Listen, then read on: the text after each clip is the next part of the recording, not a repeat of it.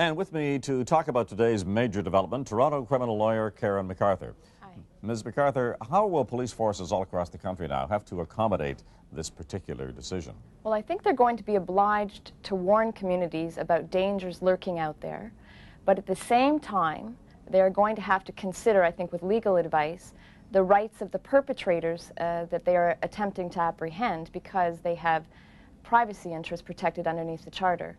So that they'll have to warn the community, but, for example, not have widespread dissemination of the name of the proposed suspect or the perpetrator. Tight line for them to walk then. Now, police allege that in this case, there was plenty of information in the mass media about a serial rapist being on the loose, so why tie their hands this way? That's what they contend.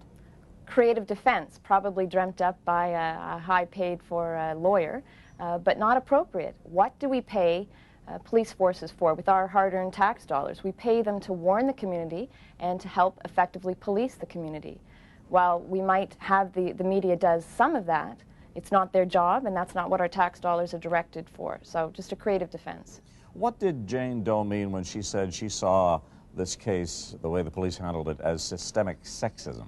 She meant that the police officers viewed the women in this downtown Toronto community as potential hysterics, sort of an outdated view of women, that if they were warned about there being a serial rapist in their community, that they would be all up in arms and act like a bunch of giggling schoolgirls or hysterical schoolgirls and chase the guy away, and then the police wouldn't be able to get their man.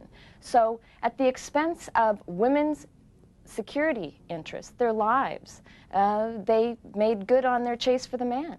Bad decision. Old-fashioned paternalism, then. Exactly. Thank you very much.